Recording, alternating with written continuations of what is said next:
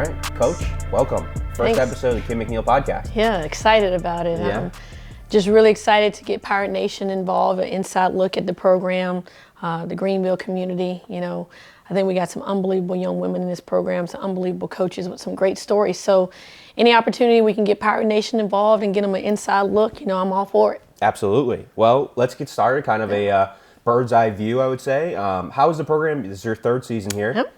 How has the program changed since your staff has arrived in Greenville? Yeah, you know, it's changed a lot, you know, from every aspect. You know, when we first got here, it was, you know, really wanting to implement our culture. And obviously it's family. You know, our motto is FAB, Family, Academics, and Basketball. And so, you know, just really spending a lot of time these last 3 years just really developing the relationships with the players, developing the relationships in the community. You know, for me, ultimately, I'm an extreme competitor. My staff's very competitive. But, you know, it's about developing these young women and getting them prepared for life after basketball. And I think we've really done that, just instilling some great qualities. First and foremost, getting it done in the classroom. You know, we're almost at a 3.4 overall team GPA, which I am extremely proud of. Got some really, really bright young women that I think are going to be great ambassadors, you know, for this university. And then just making some progress on the court, implementing our system on the court, you know, who we are, our identity, you know, defensive-minded team, getting up and down the floor, transition type team. So, you know, it's been, you know, 2.5 years going on 3, but, you know, I've definitely seen some progress along the way. And then let's go into this season. Yeah. You know, you kind of have a unique mix where you have 7 returners and 7 newcomers.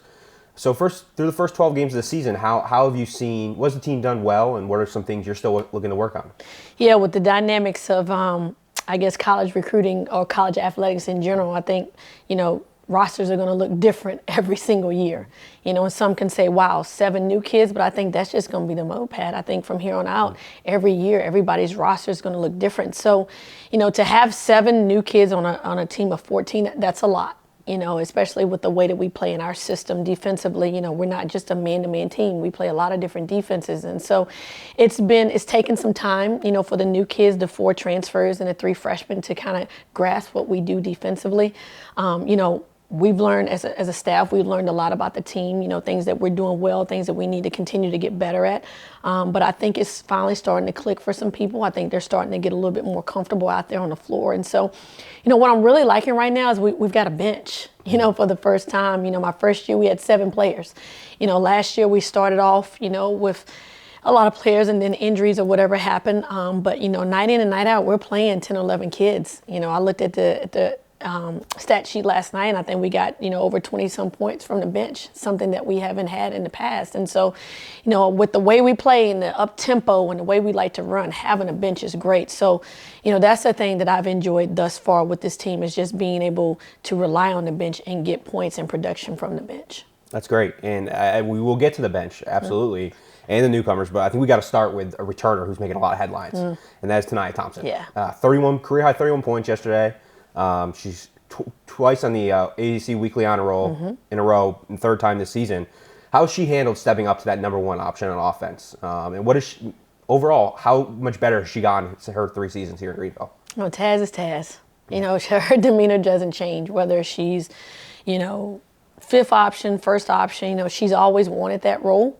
You know, we had a lot of conversation last year at the end of the year of, you know, with, you know, Monk deciding to go elsewhere, you know, what her role was going to be. I think she's definitely always been an option for us, even as walking in the door as a freshman, you know, being on the all-rookie team.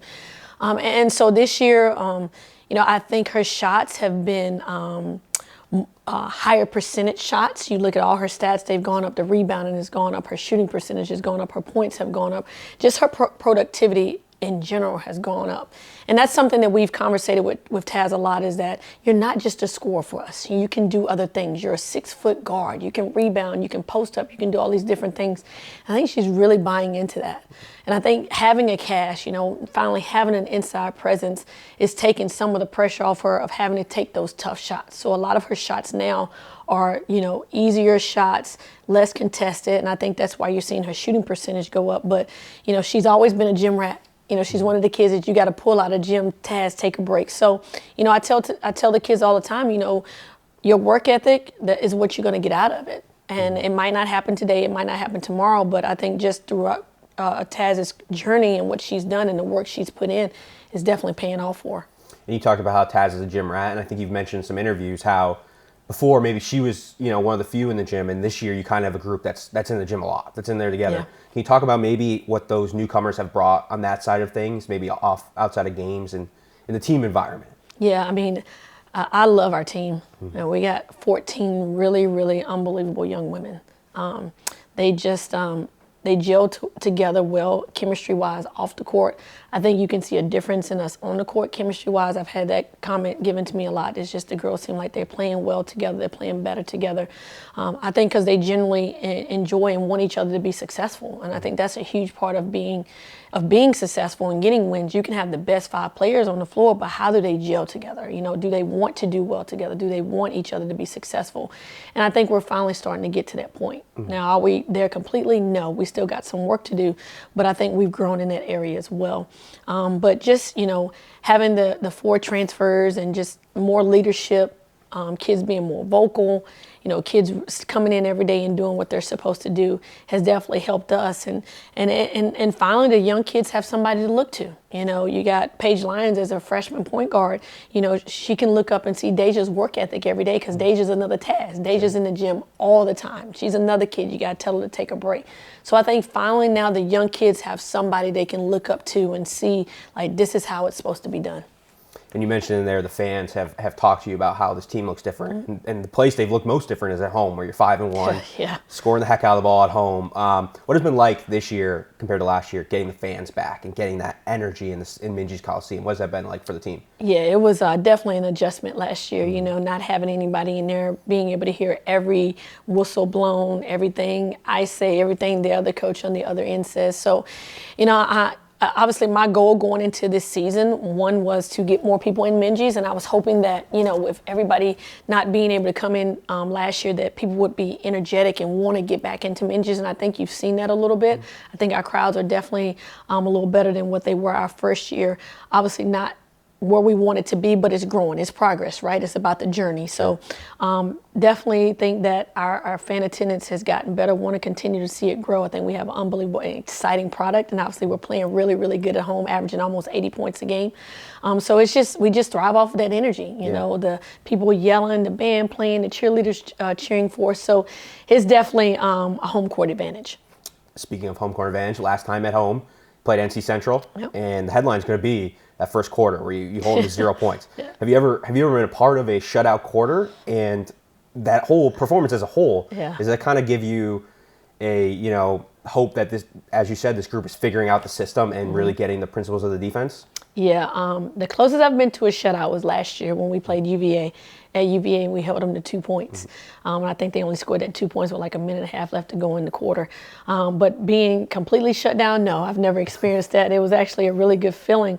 And what we have been preaching, what we've been preaching all year long is you practice the way you play. And I thought we had 2 really, really, really good practices leading up to North Carolina Central. I'm not a coach that believes in when the lights turn on, you show up and you play.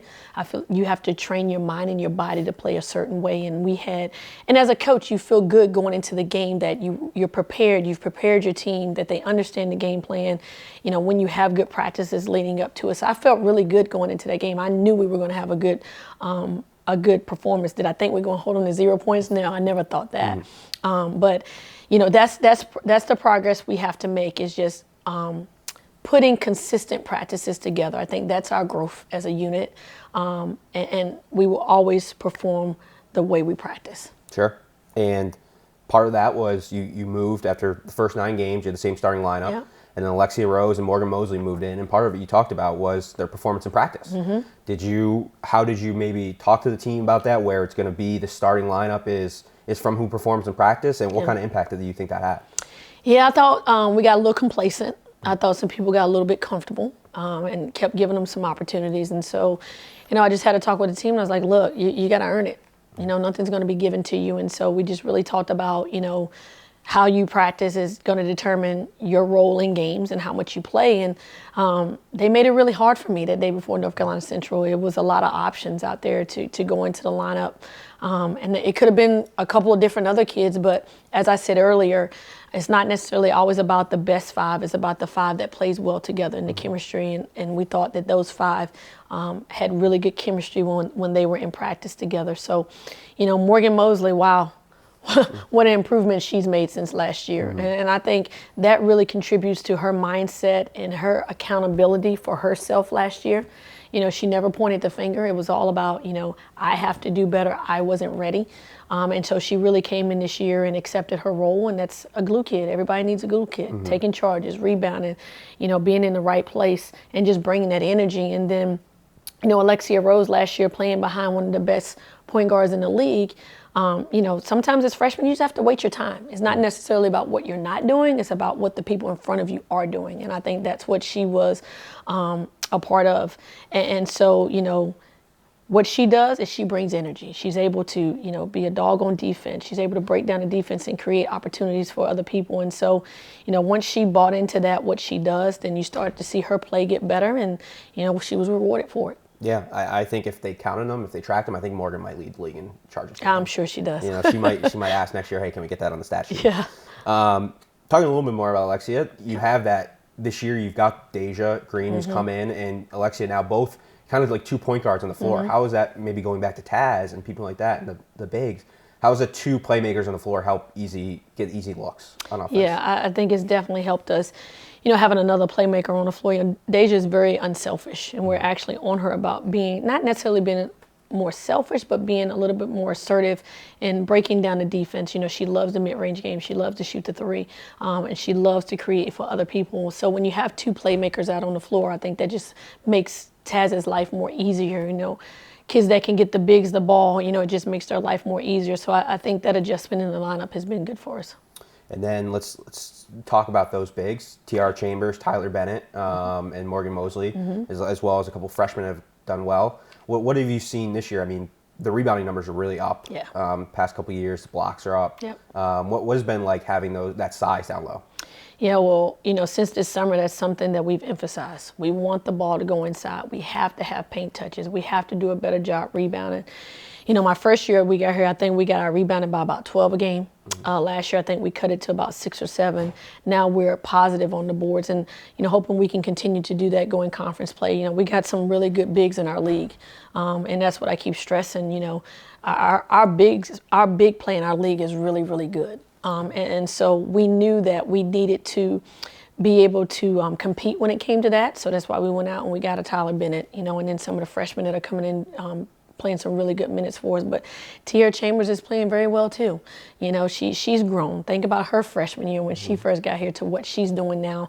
And I tell T all the time, when she's playing well, when she's rebounding and she's asserting herself inside, we tend to play well. When she's altering shots, and we tend to play well. So she's a big part of our success. Maybe doesn't get the spotlight that Taz gets, doesn't put up the numbers that Taz puts up, but T. Chambers is a big part of our success. She has I just did the notes today, 9 games with 3+ blocks. Can you guess ECU's all-time record in those games? We're probably winning. 8-1. Yeah. Pretty good. Pretty good Yeah. when it's tough to get shots at the rim. It works out. There you go. And we'll kind of finish with the season, first 10 games in just 27 days. It's a Yeah. pretty quick stretch of games. Yeah. Not a lot of turnaround. But you're going to have a similar stretch at the end of the season where you have 9 and 27 to finish conference play. How does that opening stretch prepare you for that last stretch of those important conference games? Maybe getting the rhythm, the quick turnaround, things like that. Yeah, so, the way we kind of schedule it, and Coach Corey does our scheduling. He does an unbelievable job getting us prepared for conference play, but we kind of looked at it. We don't play any games after Christmas until conference play, and we did that just preparing for COVID, just not knowing what was going to go on when we got back from Christmas, things of that nature. So we didn't want to take any chances.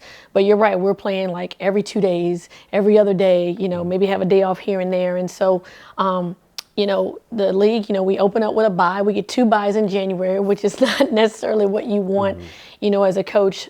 So not knowing that going into non-conference, when we, chose the non-conference schedule, I think is definitely going to help us out, more than what we anticipated, with the girls understanding that some days might just have to be a walkthrough. Some days it might just be getting a lot of shots and just walking through, what the other team is doing. But at that point, it's not necessarily about, prepping about the other team. It's about just, refreshing your memory. I mean, by the time you're in February, it's probably the second time playing, teams. And, it really shouldn't be a lot of prep that you have to do at that point. Last question for you. Maryland Eastern Shore, Tuesday afternoon, excuse me. Yeah. What can the fans look forward to seeing in Minges Coliseum? Yeah, so Maryland Eastern Shore, small and quick. Very, very fast, not very big. You're going to see, another up-tempo game, 2 teams that like to get after it and get up and down the floor. You're going to see what you see out of ECU, and that's, getting down and defending and creating turnovers and creating offense off of our turnovers, and a team that's going to be relentless on the boards. Awesome. Well, can't wait to see Pirate Nation come out to Minges on Tuesday. And we're looking to do this every week. So Pirate Nation, if you have any questions, reach out on Twitter and Facebook at ECUWBB. Send in questions. We'll have Coach every week, maybe some guests. So send those in, and we're looking forward to doing this. Thanks for your time, Coach. Go Pirates.